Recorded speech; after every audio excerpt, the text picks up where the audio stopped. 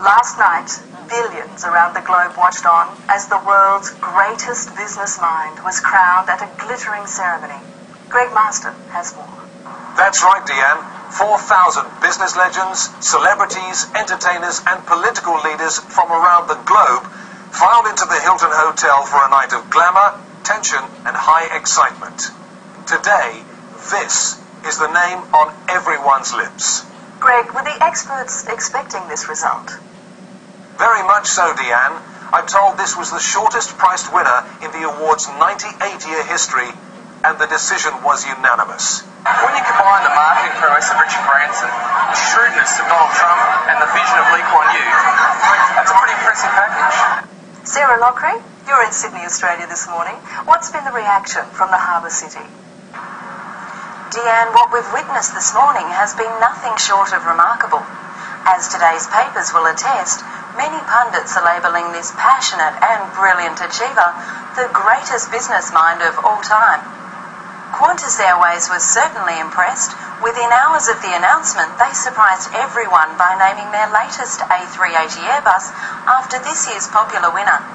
The reaction from Asia has also been enthusiastic. Sharon Chen joins us live. Sharon, what's the latest?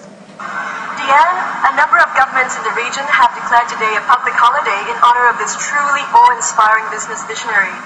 These were the scenes earlier today as hundreds of thousands flooded the city streets to celebrate, among the most vocal, local youths.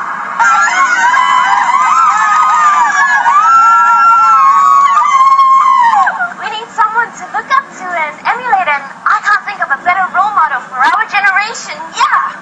Over at the National Stadium, a crowd estimated at more than 40,000 gathered to pay homage to the one, they say, embodies all that is good in the international business community.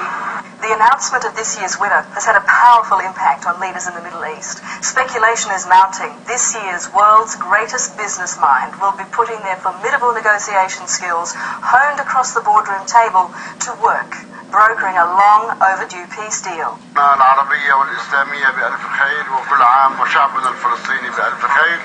نرجو الله سبحانه وتعالى أن يعيده علينا ونحن في أحسن حال.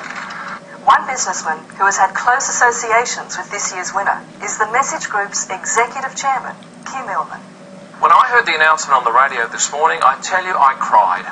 I wept like a baby. I'm just so very proud to say that we at the Message Group have had an opportunity to work with this transformational business guru, this Svengali of innovation, this leader of leaders. Is this live? It is? Great. If you're watching, I'm your biggest fan.